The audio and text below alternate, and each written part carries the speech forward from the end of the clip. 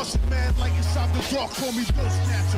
Just the brother for the rapture. I hang live, holding on strong, hard to capture. Extravagant, resurrect the track and it's militant. And I react like a garden and start killing. It's manifesting. The God's work like appliances, dealing in my sight like a lot. Yo, what's going on, everybody? It's your boy Naruto Explain here, bringing you guys another discussion for Boruto Naruto Next Generations, the manga. And for anime only fans, this is the time of the month where a lot of the content that we talk about here on the channel is gonna be spoiler heavy, so I do thank you for your support. However, if you're still here, I'm assuming you guys have already hit the like button, because you know the drill by now. If you hit the like button, that is an easy way to stop Hinata from crying. And as you guys know, after everything that's happened in the last Boruto manga chapter, Hinata needs all the reasons in the world to smile, because her firstborn child has a hole in his stomach and is off to the afterlife. So with all that being said, let's get right into the actual discussion. So this is a conversation that one of my patrons asked me to talk about, which is, what is Naruto's reaction to Boruto being killed by Kawaki going to be? And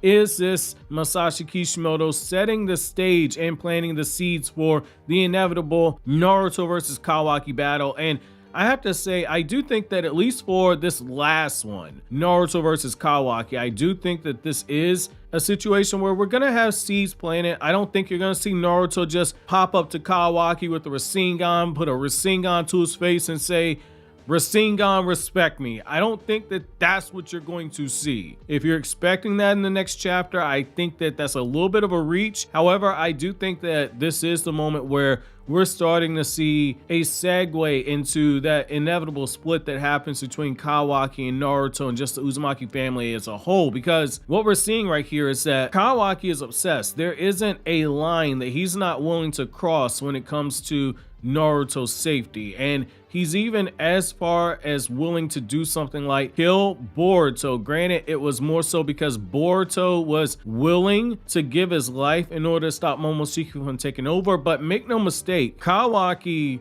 if he thought that BoruShiki was going to end Naruto's life, Kawaki would not hesitate. So it is one of those things where Naruto can look at it and say, wait a second, you flat out ignored my order to stand down. If you take the anime continuity into it, where Kawaki is technically a Konoha shinobi in the manga, he's an unofficial Konoha shinobi. So if you take the anime continuity into it, it is one of those things where he directly disobeyed an order from a superior, and he directly disobeyed somebody that Kawaki, for all intents and purposes, that is his father. And so you could see a little bit of apprehension when it comes to Naruto, when it comes to his dealings with Kawaki in the future. And I have to say, if this is one of those moments where we use this as potential conflict to set up a potential showdown later on in the series, where you see Kawaki basically say that everything that I've done it for you. I've done it to protect you.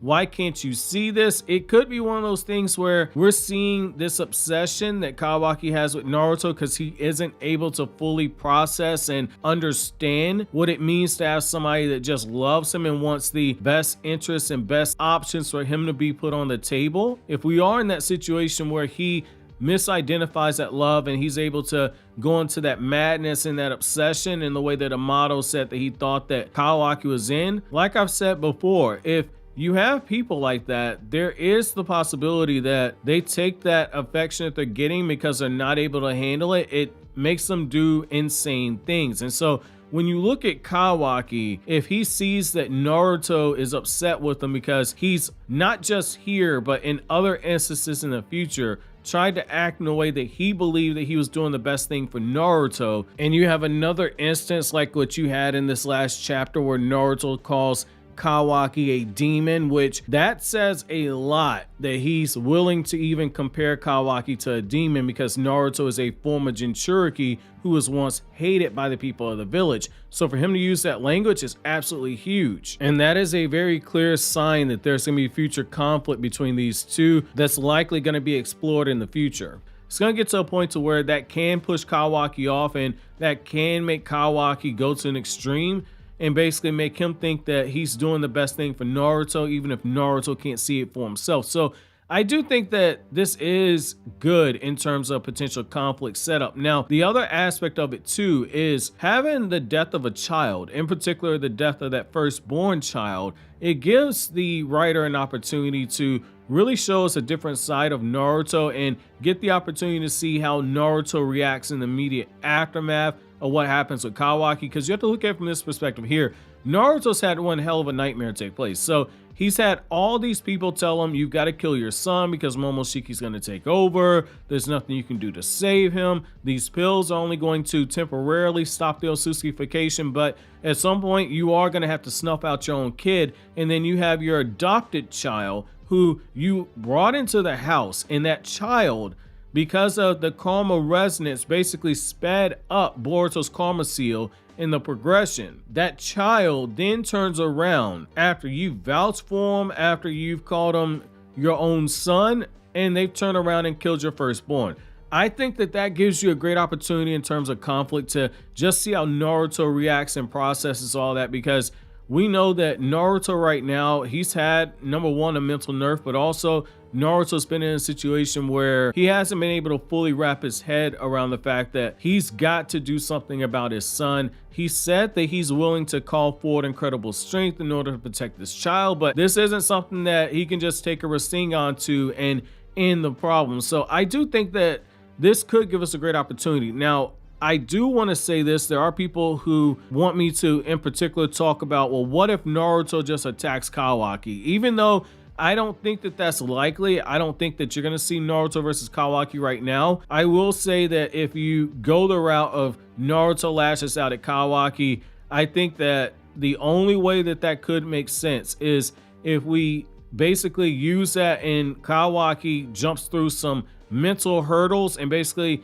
equates what Naruto's doing to him to basically what Jigen did to him, because Naruto for the most part has been different than Jigen. We had that one moment in the manga where Naruto powers up into his 6-pass chakra mode and he's staring down Kawaki when he attempts to leave from the Uzumaki household, and Naruto tells him to sit down, which is a reminder you don't see any of the orange pigment rings above the black outline of his eyes, but he's got the toad slats and the fox slits at 6-pass sage mode. That's that one time he did flex his muscle for a second, but Naruto's never raised his hand towards Kawaki. Now, if you break that right here and you take all this stuff that we had in the anime and basically Naruto shows a level of power towards Kawaki and basically raises his hand towards him, that could be the thing where Naruto just immediately loses the kid because Kawaki says you're no different than Jigen. I think that you could go that route. I don't think that it's likely. However, I do think that in the time skip, when you have the inevitable split between Naruto and Kawaki, if Naruto does have to defend himself or if Naruto does raise his hand, even though you could have a situation where Kawaki's the one that initiates anything because he's trying to subdue Naruto in order to send him off to that other dimension, if Naruto does defend himself and strike back, because that's something that Kawaki at the end of the day would still be shocked, like, oh my god, the 7th Hokage, he raised his hand to me, he tried to swap hands with me, I can't believe he tried to put hands on me, what's going on here? You could have that situation where Kawaki's just so shocked that he gets more pissed off. That could happen. That could happen. So in closing, the thing I do want to kind of stress though is temper your expectations with Naruto and Kawaki in this upcoming chapter. If you're expecting a big fight like what a lot of people want with Naruto and Kawaki, that's not going to happen. I do think you could potentially see some conflict, and you could potentially see Naruto versus Code for a brief period and Code be forced to retreat. I still think that that is something that is possible. However, Naruto physically assaulting Kawaki over Boruto, I don't think that's likely. I think that you're going to see some internal conflict. You're going to see, if it's external, maybe a back and forth, but nothing physical. However, let me know what you guys think down in the comment section below. But as always, guys, like anything I had to say, don't forget to comment, rate, subscribe, and share. Thank you so much for watching to the end. Have an awesome day, guys.